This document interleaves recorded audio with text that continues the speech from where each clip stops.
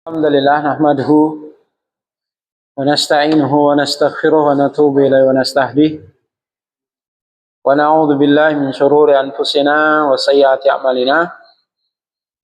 Man yahdihillahu fala mudilla lahu wa man yudlil fala hadiyalah. Allahumma shalli wa sallim wa barik ala nabiyyina Muhammad wa ala alihi wa ashabihi wa sallama tasliman katsira. Melanjutkan pembahasan kita masih pada Kitabul Mawarith dari kitab Manhajus Salikin wa Tawdihul Fiqh Fiddin. Halaman 64, sekarang paragraf ketiga ya. Pembahasan terakhir ya adalah ketika ahli waris ya tidak ada, baik dari kalangan asobah maupun dari kalangan dawul furud, maka dawul arham mereka menduduki kedudukan ahli waris sesuai dengan posisinya masing-masing. Maksudnya sesuai dengan posisi dawul arham itu terhubung dengan mayit melalui siapa. Nah, posisi penghubung itulah yang nanti menjadi bagian daripada dawul arham, sebagaimana yang sudah kita jelaskan di pertemuan terakhir. Berikutnya, bawahnya waman ya. Qala musannif rahimahullah taala wa man la warisah. Baca Mas Ricci.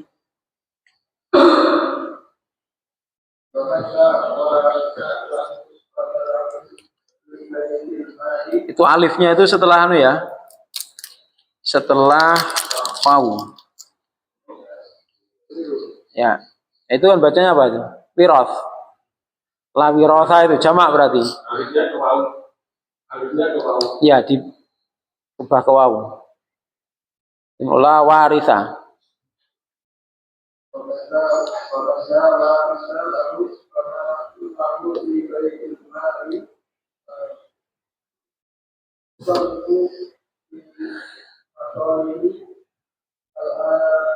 Mati. Ya. Dan siapa saja yang la warithalahu, tidak memiliki ahli waris. Jadi baik dari nasab ya maupun sebab pernikahan maupun wala, dawul arham juga tidak ada, maka famaluhu li baitil mal, maka hartanya menjadi milik baitul mal, menjadi milik baitul mal. Yusarifu, yang dia baitul mal tadi, yusarifu mengelola harta tersebut fil masalihil ammati wal khassah, untuk maslahat-maslahat secara umum dan maslahat secara khusus.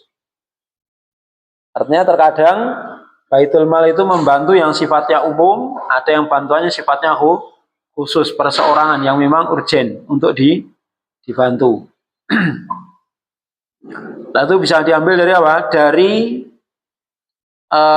warisan seseorang yang tidak memiliki ahli waris. Ya, lanjut Pak Mas Supri. Wa idza mata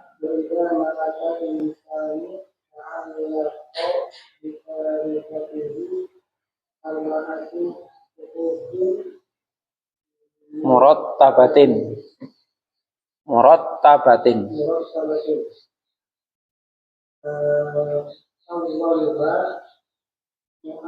mu'natut tajhizi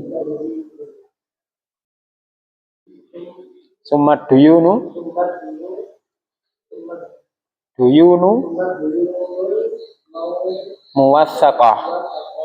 muwassaqatu mursalatu wal mursalatu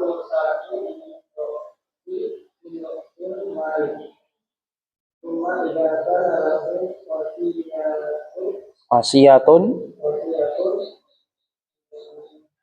tunfadhu sulusihi ajnabiyyi lil warathatil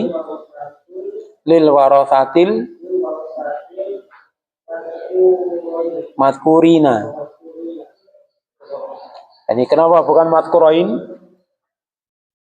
Bedanya kalau madkurain musana, kalau madkurin jama. Ini musana atau jama? Kenapa jama? Nah, itu sifat tuh warothah. Warothah kan jama dari waris. Tolib, tolabah, waris, warothah, gitu. Waris, warothah. Paham ya? Ya. Wa idza matal insanu, jika seseorang itu meninggal, ta'allaqa bi tarikatihi, maka berkaitan harta warisnya, harta peninggalannya itu dengan arba'atu hukukin murattabatin. Maka harta yang dia tinggalkan berkaitan dengan 4 hak yang secara urut. Murattabah itu secara urut. Artinya apa? Ini ada prioritas. Ada prioritas. Yang pertama, awaluha, yang pertama, mu'natu tajhizi. Biaya pemakaman. Mu'nah itu biaya, tajhiz pemakaman. Dari kafan, pemandian, ya, gali ke kubur, ya, dan seterusnya. Maka secara asal apa? Diambilkan dari harta peninggalan si mayit. Kecuali kalau ada ahli waris yang tabarro'ah, yang apa? Menghibahkan atau mengikhlaskan hartanya untuk digunakan. Maka menjadi sebuah kebaikan untuknya.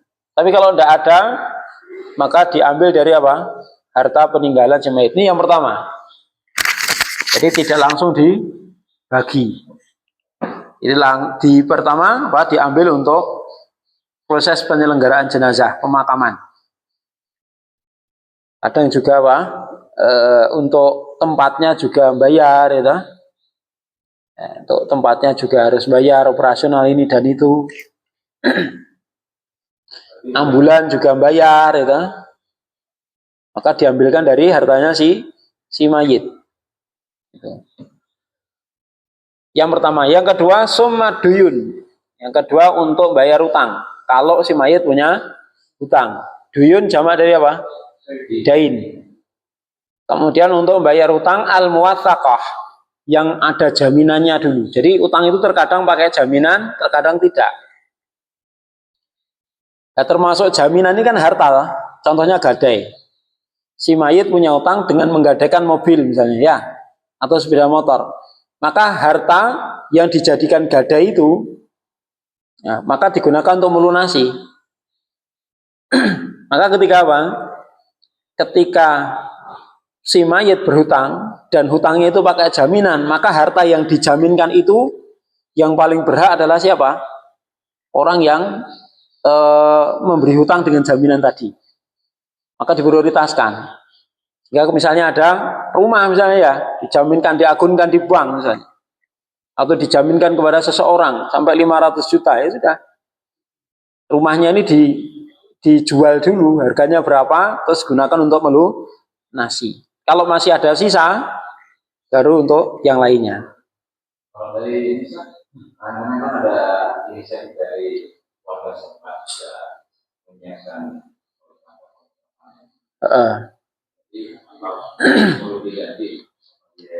Ya, itu tergantung gini maksudnya. Apakah yang menyiapkan awal itu mutabarik dalam artian apa? Mengikhlaskan. Kalau mengikhlaskan kan tidak perlu. Tapi kalau memang tidak mengikhlaskan, hanya sifatnya nalangi dulu, ya harus diganti. Dan kebanyakan masyarakat nalangi dulu. Ya, nalangi biasanya. Yang sudah kita lihat praktek di beberapa daerah itu masyarakat nalangi dulu. Nanti kalau sudah selesai, sudah apa itu pikirannya mulai padang, ya baru totalan, habisnya berapa. Maka itu diambilkan dari hartanya si mayit, bukan ahli warisnya, tapi hartanya si mayit sebelum dibagi. Itu ya Pak ya. Ya. Terus wal mursalatu. Mursalah itu adalah utang yang tanpa jaminan. Modal kepercayaan saja. Ya, modal kepercayaan. Maka kalau dari modal kepercayaan yang tanpa jaminan, maka diambil dari roksil mal, dari harta pokoknya. Paham ya? Jadi kalau yang pakai jaminan, maka diambil dari barang jaminannya tadi. Jika barang yang dijaminkan itu yang paling berhak ya, yang memberikan utang pakai jaminan itu. Jelas? Tidak boleh dibagikan yang lain, kecuali kalau sudah ya, dari pihak yang menjamin itu sudah selesai, masih sisa, lah baru. Kadang-kadang malah kurang gitu, kadang-kadang malah kurang. Harus diambilkan dari roksul mal, itu. Beda ya, paham ya antara muwasakoh dengan mursalah. Jadi muwasakoh itu apa? Hutang yang ada jaminannya, misalnya gadai. Jadi muwasakoh. Ya. Sumaduyun al muwasakoh, ini ada tulisannya itu. Ya. Ya, duyun kan hutang toh. Duyun, hutang-hutang yang muwasakoh. Muwasakoh itu pakai jaminan, pakai agunan. Maka untuk melunasi hutang si mayit diambillah dari apa? Harta yang dijaminkan tadi. Adapun yang mursalah, mursalah itu tanpa jaminan, itu utang bebas tanpa jaminan. Maka diambil dari min roksil mal. Jadi apa? Harta pokoknya yang tidak dijaminkan tadi. Jadi paham ya? Ya. Itu level kedua atau tingkatan kedua. Yang ketiga, summa idza kana lahu wasiyatun tunfadhu min sulusihi lil ajnabiyyi. Kemudian jika dia yang mayit tadi memiliki wasiat, ya, dia berwasiat. Jadi ketika sebelum meninggal dia berwasiat kepada seseorang ahli warisnya, tolong nanti harta saya ini saya wasiatkan sebagian untuk pesantren misalnya, atau untuk si fulan misalnya, karena dia ketika saya saya kesusahan yang nolongin dia terus, kalian kan nggak ada, yang ada dia yang nolongin saya terus, dan nanti sebagian tolong dikasihkan dia. Ini namanya wasiat. Dan sudah kita bahas ya, maksimal wasiatnya apa? 1/3. Ya, kalau si mayit sudah berwasiat dengan nominal tertentu, dan nominal itu tidak sampai 1/3, ya ditanyakan apa? Sebatas wasiatnya itu. Ya kan, misalnya tolong dikasih 10 juta, dan 10 juta itu jauh dari 1/3, itu sudah sesuai wasiat. Tapi kalau tolong nanti sebagian diberi, ini kan tidak menyebutkan angka, tidak menyebutkan jumlah tertentu, maka maksimal 1/3 maksimal. Maka tunfadhu ditunaikan, diambilkan min sulusihi, dari 1/3-nya. Nya siapa ini? Domirhi kembali kemana? Roksil mal tadi. Ya, min sulusi roksil mal, diambilkan dari 1/3 harta pokoknya. Harta pokok itu maksudnya harta yang selain yang dijadikan agunan tadi. Jelas? Jadi kalau rumah sudah dijadikan agunan itu tidak masuk roksil mal. Mobil sudah dijadikan agunan tidak masuk roksul mal. Lil ajnabi, untuk selain ahli waris. Jadi wasiat itu tidak boleh kepada ahli waris. Lil ajnabi itu apa? Selain ahli waris. Ini pembahasan pada wasiat ya, sudah berlalu. Jadi lil ajnabi maksudnya li ghairi waris, untuk selain ahli waris. Itu yang ketiga. Urutannya pertama tadi untuk penyelenggaraan pemakaman jenazah. Kedua, hutang. Yang ketiga, wasiat. Yang keempat, baru sumal baki, kemudian sisanya setelah diambil tiga tadi lil warathati al madkurin, untuk ahli waris yang sudah disebutkan di atas. Wallahu a'lam. Ya. Bisa dipahami? Nggih.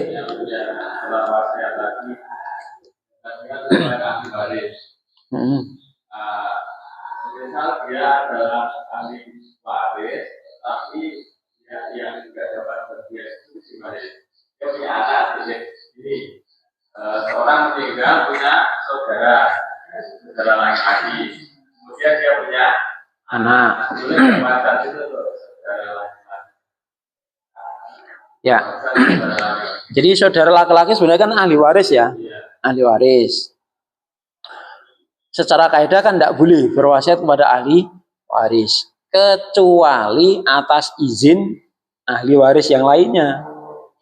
Ya kalau ahli waris yang berhak yang dapat seperti anak itu mengizinkan ya boleh, tapi kalau nggak mengizinkan ya boleh. Harus dengan izin ahli waris yang lainnya. Ibaratnya kan bagiannya diambil gitu loh, ya toh? Nah, dia nggak dapat, jadi itu bagian anak lah. Anak bagiannya dikasihkan sebagian untuk pamannya, itu boleh nggak? Jelas ya? Kalau mengizinkan maka tidak mengapa.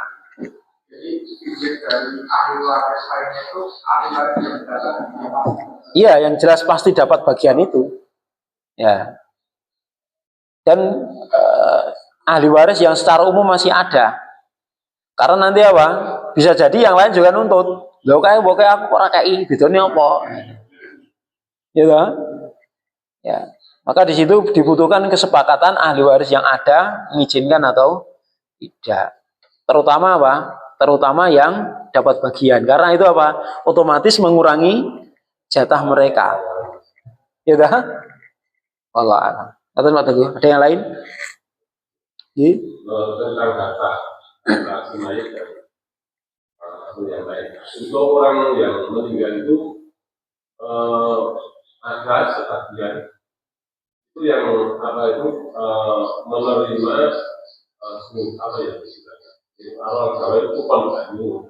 Nah, itu harta itu miliknya si mayat atau miliknya si miliknya ahlul miliknya yang punya rumah, yang punya itu. Jadi ahlul mayit, punyanya ahlul mayit.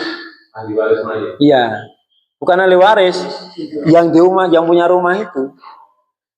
Ya kan? Karena orang yang datang itu ngasihnya bukan untuk si mayit, orang yang berduka. Ya kan? Di antara bentuk takziah adalah memberikan ya sekedar tali asih gitu ya.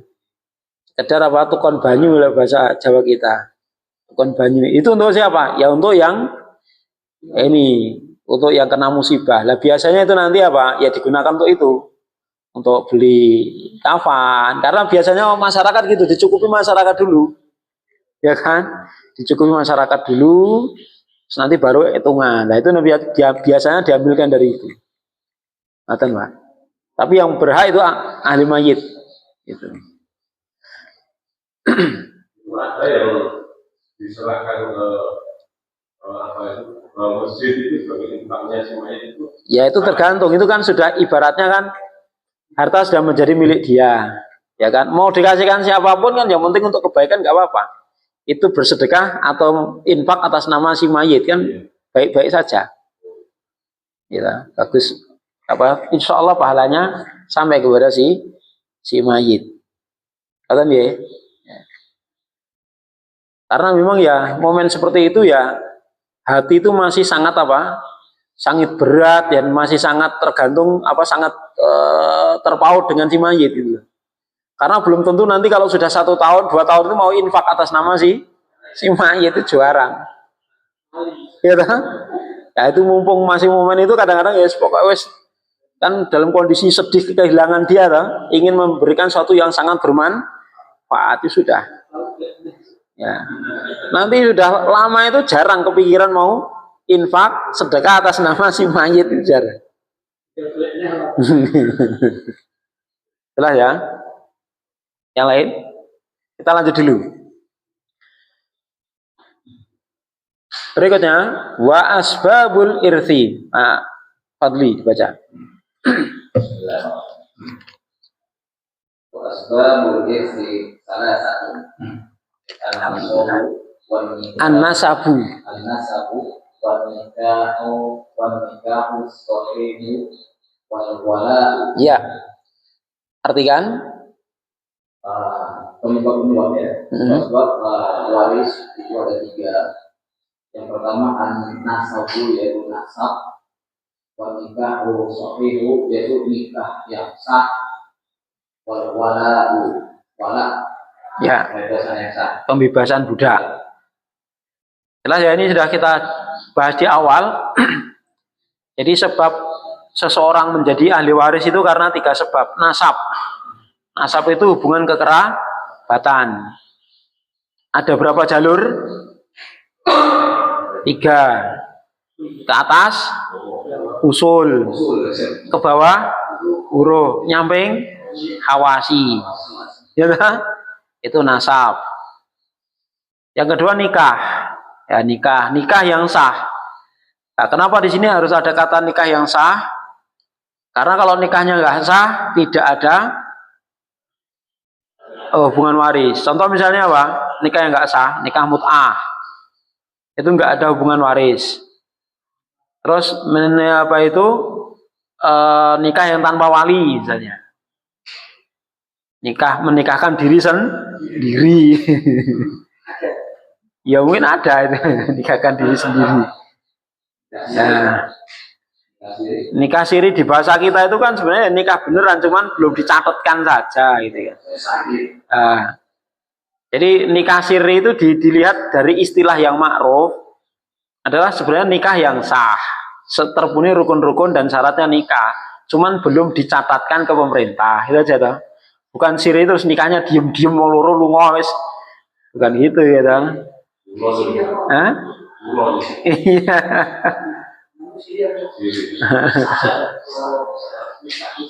Ya. Contoh nikah yang tidak sah lagi apa misalnya? Contoh nikah yang nggak sah. Misalnya apa? Nikah saudara yang masih mahram. Ya, nikah saudara yang masih mahram. Ini tidak sah ini. Tidak sah. Meskipun itu dicatat sama pemerintah, dapat surat nikah, maka itu tidak sah. Pernikahannya nggak sah, secara syar'i nggak sah. Maka kalau meninggal salah satunya tidak ada hubungan waris, tidak ada hubungan waris sama sekali. Kalau yang menikahkan orang lain,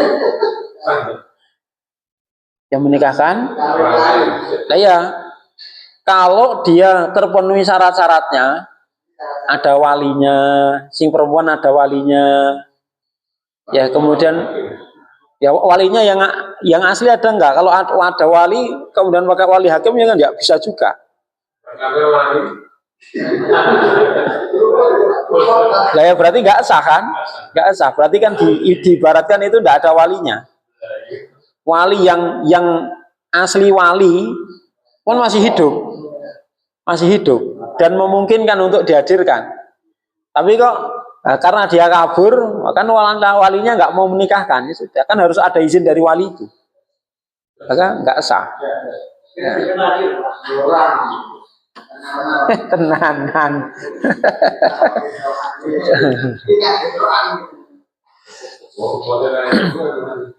Baik. Nah ya, yang ketiga wala, karena perbudakan, membebaskan budak. Ini sudah kita bahas. Bawahnya Pak Teguh.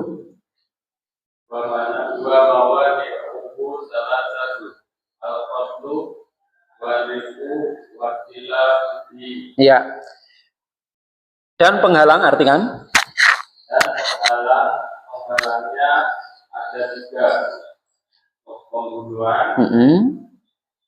perbudakan, dan beda agama. iya, perbedaan agama. Jadi pembunuhan artinya apa? Seseorang yang membunuh mewarisnya. Misalnya apa? Ayah bunuh anak, anak bunuh orang tua, waliyadzubillah. Maka itu tidak mewarisi. Ya. Terus warik, perbudakan. Maka budak ya, dia tidak diwarisi, ya kan? Karena apa? Harta dia milik tuannya. Ya, milik tuannya. Waqtilafuddin, dan perbedaan agama. Non muslim tidak mewarisi muslim, muslim tidak mewarisi non muslim. Ya, seperti itu. Kecuali kalau apa? Perbedaan agama ini terjadi pada wala. Contohnya misalnya apa? Non muslim membebaskan budak yang muslim. Kemudian bekas budak yang muslim ini meninggal. Maka non muslim ini mewarisi dengan sebab wala. Dan sebaliknya, misalnya bahwa seorang muslim punya budak non muslim, gitu. Kemudian apa? Dia meninggal, maka apa? Dia mewarisi tuannya. Sebagaimana dijelaskan oleh Syekh Abdullah Jibrin rahimahullah taala. Jelas ya ini ya, penghalang waris ada 3, pembunuhan, perbudakan, dan perbedaan agama. Pembunuhan ini pembunuhan yang pewaris atau keluarga-keluarganya juga. Yang pembunuhan di sini pembunuhan terhadap pewaris. Ya pewaris. Ya otomatis kan gini ya. Ketika yang dibunuh itu masih ada hubungan waris kan mesti jadi ahli waris. Tapi kalau yang dibunuh orang lain kan nggak ada hubungan waris sama sekali. Ya makanya ini kan pembahasannya yang dibunuh itu masih ahli waris dia. Otomatis kan yang dibunuh kan yang mati. Yang mati kan jadi pewaris, mesti kan gitu. Paham? Kan pewaris itu mesti orang yang mati loh. Gitu. Yang namanya pewaris itu mesti orang yang sudah mati lah. Orang yang sudah mati itu matinya bagaimana? Karena dibunuh. Kan gitu. Otomatis kalau misalnya yang dibunuh itu adiknya, gitu.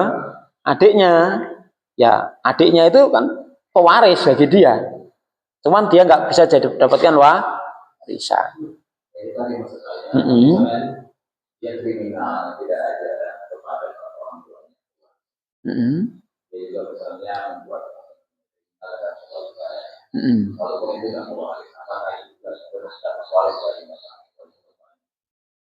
Contohnya gimana? Contohnya gimana? Misalnya, ada saudara dan satu, misalnya berdengar, berkata atau bagaimana dia membunuh saudara. Ya terus? Sehingga dia dikriminal jadi saudara. Nah, ketika misalnya orang tua yang meninggal, apa dia berhadapan waris, walaupun dia kriminal. Ya dapat. Kan orang tuanya kan matinya bukan karena dibunuh anaknya. Enggak. Pembunuhan di sini kan istilahnya al-qatlu. Iya, ya qatlu itu kan yang dibunuh pewarisnya itu. Kalau yang mati ayahnya kan berarti kan pewarisnya bukan yang dibunuh. Beda lagi. Jelas ya? Ya. Lanjut, Pak. Kita enggak. Wa idza kana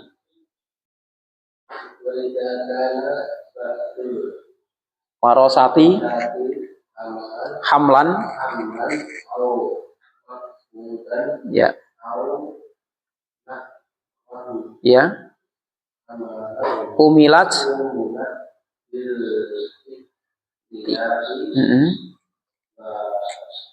wawuk tifat in warosatu ismatat tarikati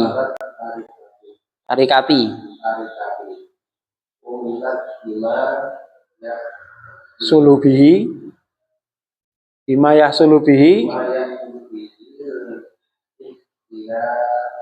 tu fa'ilnya yahsulu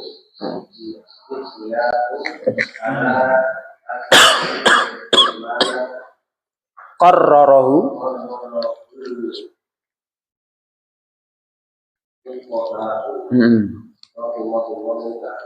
Ya, ini penutup tapi pembahasannya panjang dan cukup sulit ini. Coba kita baca dulu. Tapi kalau antum mau beli bukunya Ustaz Nurwan ini dijelaskan panjang lebar di sini. Kita contohnya. Ada yang udah beli? Nah, ini. Kalau mau beli, masya Allah ini. Ini komplit, contohnya lengkap, ya, dan mudah, runtut sekali. Ya, silakan menghubungi beliau langsung ya. Ya. Apa ini maksudnya? Wa idza kana ba'dul warasati hamlan. Dan jika sebagian ahli waris itu adalah janin. Hamlan itu apa? Hamlan itu janin. Ya, masih dalam kandungan. Au mafqudan atau hilang. Buh ora ngerti. Ya, lunga rampulih-mulih. Sudah bertahun-tahun ya. Au nahwahu atau semisalnya. Pada semisalnya itu dia sebenarnya ketahuan naik pesawat, tapi pesawatnya jatuh urung ditemok ya. Biasanya pesawat hilang ya wes. Ya. Terus, maka apa solusinya? Umilat bil ihtiyat. Umilat bil ihtiyat. Jadi dilakukan atau dilaksanakan cara yang al-ihtiyat. Paling ihtiyat itu kan berhati-hati ya. Paling memungkinkan. Ya, paling memungkinkan. Dalam kurung yang bagiannya paling sedikit. Yang ihtiyat itu nanti yang balik maksudnya bagiannya paling sedikit. Maksudnya apa? Nanti kita jelaskan. Wa wufiqat lahu. Lalu apa? Diterapkan untuknya. Untuk siapa? Untuk yang janin tadi atau yang hilang tadi. Dengan cara apa? Intolabal warasatu. Jika ahli waris itu menghendaki, menginginkan, tolaba, meminta kismata tarikati agar harta waris segera dibagi. Maksudnya apa? Sebenarnya kalau misalnya ada sebagian ahli waris yang masih janin, maka sebaiknya apa? Ditunda sampai lahir. Maksudnya ketika lahir itu hidup atau enggak? Satu. Lanang apa wedok, siji apa loro apa telu. Apa banci ya, itu kan ada hukumnya sendiri. Nanti ada kalau banci bagaimana itu kan. Banci itu apa toh? Banci itu yang dilihat dari kelaminnya. Jadi tidak memiliki kelamin sama sekali atau memiliki dua kelamin. Itu banci. Tapi kalau kelaminnya jelas laki-laki, cuman perilakunya aja yang kayak perempuan, itu tetap laki-laki. Atau dia ya haid ya, cuman tomboy saja ya kan, badannya keker gitu kan, senengnya fitness itu kan. Gabungnya karo wong lanang-lanang itu ya wedok itu kan. Hukumnya perempuan itu. Jadi yang dimaksud khunsa itu kan banci ya. Banci itu ya seseorang yang tidak diketahui kelaminnya secara jelas. Maka itu kemungkinan nunggu besar dulu baru ketahuan. Ya kan? Atau double. Ada kemauan laki-laki dan perempuan. Wah, itu khunsa. Ya, khunsa itu banci. Ya. Maka ditunggu dulu. Ya kan? Ditunggu sampai lahir. Itu kalau semuanya sabar. Dengan syarat apa? Semuanya sabar. Atau ada ahli waris yang hilang.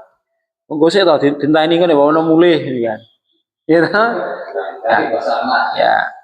Tapi kalau ada aduh ngurung karuan iki selak butuh gitu kan. Iki ditagih utang wae, timbane engko adol apa-apa wis jagake warisan wae. Misalnya gitu. Maka apa? Kalau memang sebagian besar ahli waris menuntut dan meminta segera dibagi, maka bisa dibagi. Tapi caranya nanti apa? Diambil cara yang paling memungkinkan dan paling hati-hati. Apa itu? Diambil yang bagiannya paling sedikit. Nanti ada contohnya. Maka umilat bima yahsulu bihil ihtiyatu. Maka ya, dilakukanlah, ditempuhlah apa-apa yang terhasilkan dengan cara tadi al-ihtiyat, yang paling berhati-hati, ala hasabi, sesuai dengan ma qarrarahu al-fuqaha, apa yang dijelaskan oleh al-fuqaha rahimahullah. Nah, di sini enggak dijelaskan. Beliau tidak menjelaskan, hanya mengisyaratkan. Jadi ada penjelasan dari para ulama. Pertama, janin dulu ya, masalah janin. Kalau zaman dulu belum ada teknologi USG, itu untuk menentukan janin itu laki-laki, perempuan, satu atau dua itu kan susah, ya kan? Maka kemungkinan janin itu kan satu laki-laki, satu perempuan, dua laki-laki, dua perempuan, dua, satu laki-laki, satu perempuan. Yang keenam mati, lahir dalam keadaan mati gitu loh. Ya kan? Jadi janin yang lahir itu nanti tidak lepas dari 6 ini. Ya kan? Coba diulang. Satu perempuan, satu laki-laki, dua perempuan, dua laki-laki, dua laki-laki dan perempuan. Kemudian lahir mati. Nek lahir mati udah nggak dapat. Jadi lahir mati, maka nggak dapat. Nah, bagaimana caranya? Caranya adalah diambil yang kemungkinan janin itu dapat bagian paling besar, yaitu apa? Dua laki-laki dan dua perempuan. Jadi dari dua opsi ini dihitung dulu. Jadi opsi pertama apa? Janinnya dua anak laki-laki. Opsi kedua, dua anak perempuan. Nah, gitu opsinya. Nah, ini dihitung. Tinggal nanti yang mati siapa, itu kan? Yang mati siapa? Contoh misalnya, ada seorang meninggal, ahli warisnya adalah istri dan ayah. Ahli warisnya siapa? Istri, ayah. Di sini juga istri, ayah. Nah. Istri ini mengandung, gitu. Jadi ada seorang suami meninggal, ahli warisnya istri sama ayahnya. Ayahnya yang mati gitu loh, bukan ayah istri. Ayah istri bukan ahli waris. Ayahnya yang meninggal. Dan istri dalam keadaan hamil. Dalam keadaan hamil. Ya. Maka di sini ngitungnya bagaimana? Dua opsi, dua alternatif atau dua kemungkinan. Karena dua ini yang paling banyak bagian anaknya. Baik, ketika diperkirakan dua anaknya ini apa? Diperkirakan anaknya laki-laki, maka bagian istri berapa? Istri ketika ada anak dapat berapa? 1/8. Ayah dapat sisa. Karena ini apa? Kalau anak laki-laki, ayah di sini dapat 1/6. Karena apa? Ada anak laki-laki. Ya, ada anak laki-laki, maka ayah 1/6. Baik. KPK-nya berapa ini? 24. 24 ah? Bagian ibu berapa? Bagian ibu? Bagian istri apanya? Bagian istri? 3. Bagian ayah? 4. Sisanya? Ini berapa? 7. Sisa berapa? 24 kurangi 7?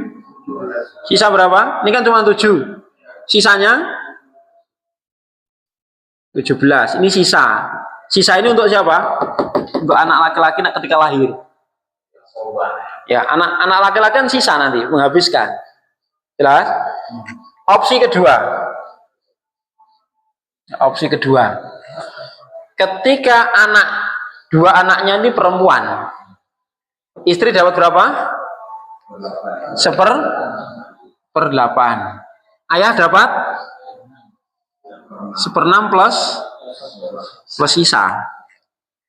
1/6 plus sisa toh? Ya, seperti itu. Baik, KPK-nya berapa tadi? Ya? 24. Ya. Bentar. Anak perempuan nanti jatahnya berapa? Ini anak laki-laki ditaruh sini ya. Anak laki-laki harus dihitung juga. 2 anak laki-laki. Maka dapat sisa 17. Ini 2 anak perempuan. 2 anak perempuan. 2 anak perempuan bagiannya berapa? 2/3. Baik. Di sini bagian istri berapa nanti ketika KPK-nya 24? 3. Bagian apa? Anak perempuan berapa? 2/3 berarti? 2? Berapa? 16 ya? 16 tambah 3? 19. Masih sisa berapa? 5. Bagiannya ayah berapa? 5. Ini akumulasi dari 1/6 plus sisanya dapatnya 5 ini. Baik. Kita bandingkan sekarang.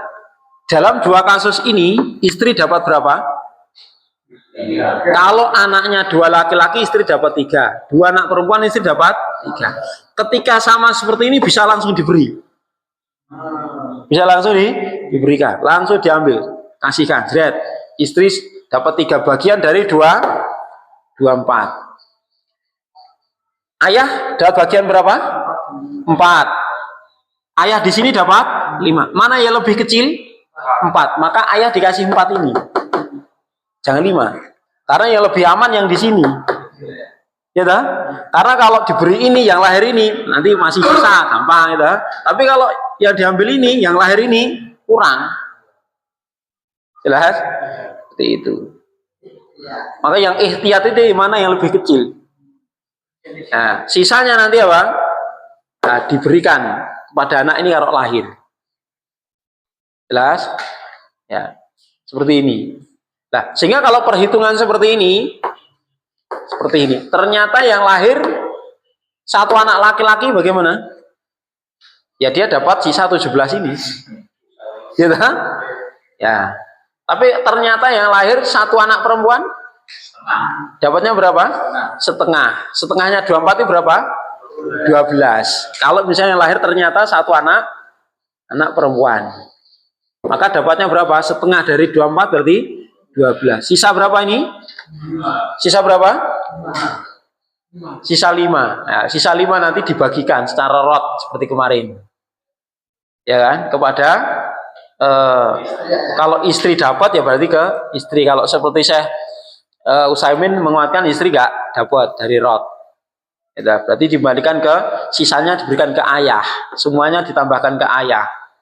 Karena apa? Istri nggak dapat sisa, maka sisa 5 di sini langsung diberikan ke ayah. Karena apa? Ayah bagiannya sisa. Karena anak perempuan toh, maka ayah itu 1/6 plus sisa. Sisanya 5, kasihkan ayah. Berarti ayah bagiannya 9.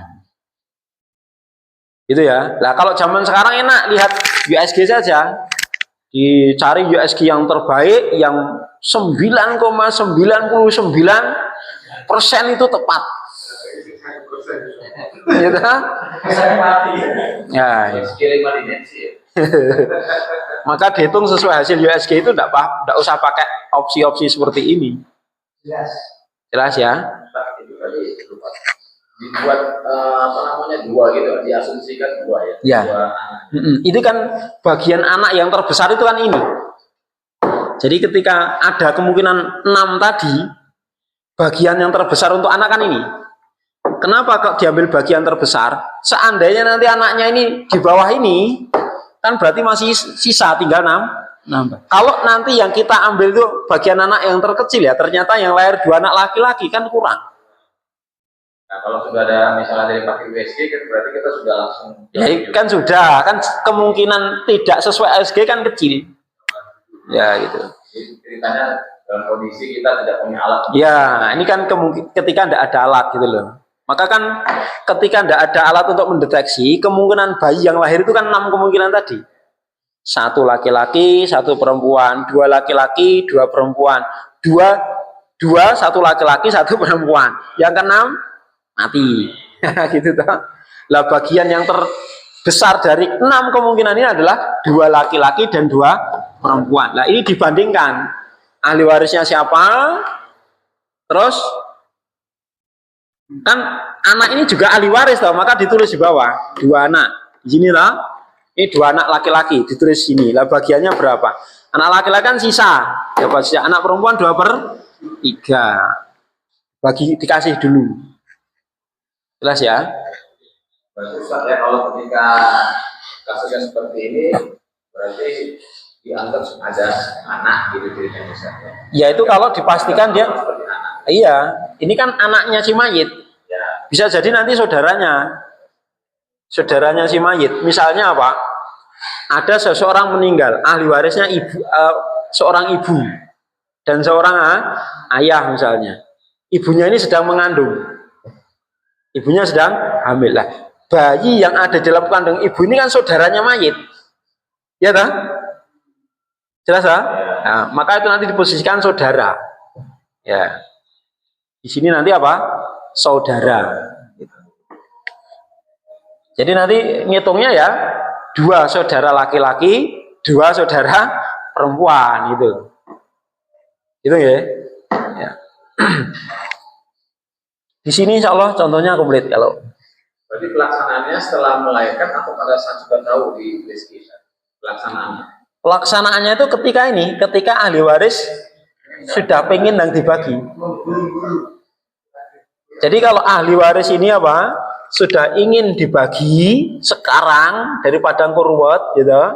Sekarang ya berarti harus segera di USG, cari USG yang paling jos gitu kan, paling akurat. Tapi kalau tidak ada USG ya sudah pakai opsi seperti ini. Ya, paham ya? Itu maksudnya apa? Umilat bil ikhtiyat itu seperti ini maksudnya ya. Jadi diambillah langkah yang paling hati-hati. Paling hati-hati apa? Dari 2 kemungkinan ini mana yang kecil? Dalam hari ini kan sama langsung. Nah dalam ini ayah dapat 4 di sini, ayah dapat 5 di sini. Berarti yang mana? Diambil yang 4 ini. Yang diberikan ayah 4. Ternyata kok yang lahir nanti apa? Anak perempuan, tinggal nambahi 1. Diambilkan dari sisanya tadi, gitu.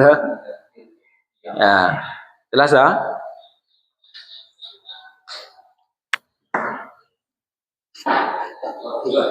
Iya. Untuk menentukan dia dari 2 perempuan itu 2/3 itu dari mana? Ya itu kan nasnya gitu. Kan sudah kita pelajari toh. Kalau 1 anak perempuan setengah, 2 anak perempuan atau lebih 2/3, itu kan? Oh ya, laki-laki. Anak laki-laki itu kan sisa. Ya, asobah namanya. Oke. Mas Rizie sudah selesai bikin itu skemanya? Belum ya? Ya bisa dibagikan ke teman-teman. Ya sampai pelajaran mana saya baru sampai. Oh gitu ya. Jelas ya, berarti selesai Kitabul Mawaris. Insya Allah nanti pekan depan kita tambahkan hajib dan mahjub. Ya itu yang penting ya, paling penting hajib mahjub dan insya Allah kita tambahkan. Ya. Demikian, sallallahu alaihi Muhammad, alhamdulillah. Assalamualaikum warahmatullahi wabarakatuh.